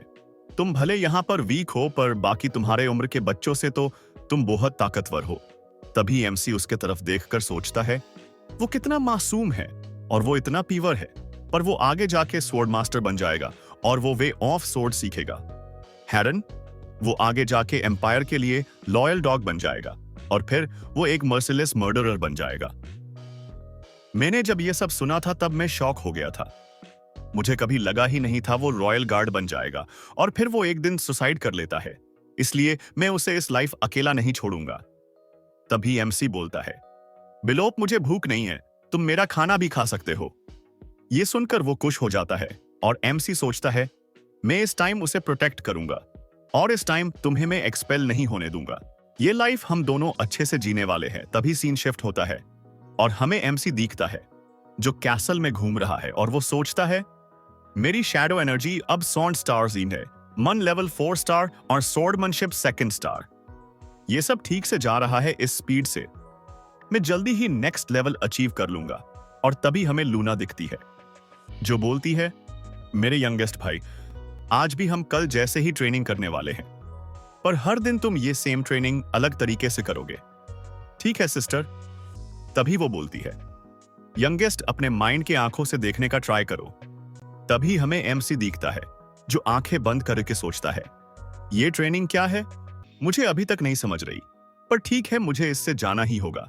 तभी लूना बोलती है, फोकस करो यंगेस्ट, तुम्हारे लिए ये माइंड ऑन होना बहुत इंपॉर्टेंट है। फोकस करो और अपनी आईज ओपन मत करना। तभी एमसी सोचता है, माइंड ऑन बस वही नाइट अचीव करते हैं जो 7 स्टार या उसके ऊपर है। पर सिस्टर, तुम मुझे ये सिखा रही हो जो बस 2 स्टार नाइट है, उसे क्या मैं ये अनलॉक कर सकता हूं? नहीं, मुझे लूना पर भरोसा है, उसे जरूर कुछ पता होगा। मैं फोकस करूंगा, मुझे भरोसा है, मैं एक दिन ये ट्रेनिंग समझ जाऊंगा। तभी उसकी सिस्टर उसके पास आती है और बोलती है, बहुत बढ़िया यंगेस्ट, आज के लिए ये बहुत है, तुम अब जा सकते हो। ठीक है सिस्टर लूना। तभी लूना सोचती है, यंगेस्ट बहुत अच्छा कर रहा है, वो हर बार मेरी एक्सपेक्टेशन से अच्छा करता है। वो बस 2 स्टार नाइट है, पर उसका फोकस बहुत अच्छा है और उसके टैलेंट और पोटेंशियल के साथ वो कुछ साल में ये सब समझ जाएगा। ऐसे ही आगे बढ़ते रहना जी। अब सीन शिफ्ट होता है जहां पर हमें और कैडेट दिखते हैं। तभी एक टीचर बोलता है, वेलकम यंगेस्ट, आज आपकी स्पार होगी जिससे आप गार्डियन नाइट बन सकते हो। आपके लिए ये बहुत इंपॉर्टेंट है। और लेडी रोजा ने बोला है, अगर आपने 10 अपर रैंक्स को हराया तो आप अगले इंटरमीडिएट रैंक ट्रेनिंग के लिए जा सकते हो नेक्स्ट ईयर से। तभी एमसी बोलता है, क्या मदर ने ऐसा कहा? तभी एमसी को बिलोप दिखता है जो डरा हुआ है और एमसी सोचता है वो फिर से वैसा ही है, पर कुछ नहीं, मेरे पास एक प्लान है उसके लिए। तभी टीचर बोलता है, अटेंशन तुम सब, आज तुम स्पार करने वाले हो यंगेस्ट से एक के बाद एक, और 10 सबसे ताकतवर कैडेट यंगेस्ट से फाइट कर सकते हैं बस। और तभी फर्स्ट वो कैडेट अपने अपने बिच फाइट करने लगते जिससे वो 10 ताकतवर कैडेट्स निकाल सके। और उन्हें देखकर एमसी सोचता है, वो कमाल के हैं और ऐसे वो रन कैंडल के नाइट नहीं है। तभी हमें 10 कैडेट मिल जाते हैं एमसी से बस फाइट करने के लिए। और यंगेस्ट की फर्स्ट फाइट चालू होती है जहां पर वो फर्स्ट अटैक में एक लड़की को हरा देता है। तभी सेकंड कैडेट आती है जिसे देखकर एमसी सोचता है ये टफ होगी। तभी वो बोलती है, यंग मास्टर मैं आपके केयर में रहूंगी अब। उसका नाम है मेसा मिल्कानो guardian knight cadet, basic rank class. वो आते ही इलाइट बन गई। तभी वो बोलती है, सॉरी यंग मास्टर, पर मैं आज आपको हराने वाली हो। एमसी भी उसे हंसते हुए बोलता है, चलो देखते हैं कौन किसको हराता है। तभी मेसा एमसी पर अटैक करती है। उसका अटैक ब्लॉक करके एमसी सोचता है वो ताकतवर है, पर इतनी भी नहीं कि मैं उसे हरा नहीं सकता। पर प्रॉब्लम यह है कि मुझे अभी और 8 लोगों को हराना है। तभी एमसी उस पर अटैक करने लगता है जिससे मेसा शॉक हो जाती है और वो सोचती है, वो बस सिंपल अटैक क्यों कर रहा है, क्या उसे वीक लग रही हूं? उसे लगता है वो मुझे बिना कोई तकनीक यूज किए हरा सकता है। ठीक है, और तभी वो एमसी पर अटैक करती है और वो अटैक देखकर बाकी कैडेट शॉक हो जाते हैं, पर एमसी को कुछ नहीं होता। पर तभी मेसा और एक अटैक करती है, पर तभी उसकी और एमसी की सोर्ड एक दूसरे से टकरा जाती है जिससे उसकी सोर्ड टूट जाती है, जिससे वो हार गई है। तभी एमसी बोलता है, ये सच में बहुत अच्छी मैच थी मेसा मिल्कानो। पर तभी एमसी अपनी सोर्ड देखकर सोचता है, अब ये किसी काम की नहीं है। तभी मेसा सोचती है, यंग मास्टर कब से एक ही जगह पर हिट कर रहे थे, वैसे हमारा स्टैमिना और पावर सेम ही है, पर उनके पास प्लान था, पर कोई ऐसा कर सकता है, इसीलिए वो रन कैंडल है। तभी वो एमसी को आवाज देती है, यंग मास्टर, मैं अब से और ज्यादा ट्रेनिंग करूंगी और नेक्स्ट टाइम आपको हरा दूंगी। और उसके बाद एमसी और कैडेट्स को हरा देता है एक एक करके, और ऐसे करते करते 10 लोगों हो जाते हैं। और एमसी सोचता है, जैसा सोचा था वैसा ही हुआ। तभी टीचर बोलता है, बहुत बढ़िया यंग मास्टर, और इस लास्ट फाइट के साथ आपकी 10 फाइट हो गई है और आप अब नेक्स्ट ट्रेनिंग के लिए जा सकते हैं। कांग्रेट्स दोस्त। एमसी उसे थैंक यू बोलता है। अब ये सब खत्म हो गया यंग मास्टर, और अब खान खाने का टाइम है। तभी एमसी बोलता है, तो हमारे पास और कितना टाइम है? 10 मिनट, पर क्यों यंग मास्टर? मुझे और एक इंसान को फेस करना है। और एमसी एक सोर्ड उठाता है। तभी टीचर बोलता है, आपको किसको चैलेंज करना है? तभी एमसी जोर से बोलता है, बिलोप सचमिट्स। और यह सुनकर बिलोप बढ़ जाता है, क्या यंग मास्टर में? तभी एमसी बोलता है, यस बिलोप, तुम ऐसे यहां पर सरवाइव नहीं कर सकते। अभी यहां मुझसे फाइट करो, आज मैं तुम्हें खत्म कर दूंगा। और आज के लिए इतना ही, मिलते हैं नेक्स्ट पार्ट में। इक्वल।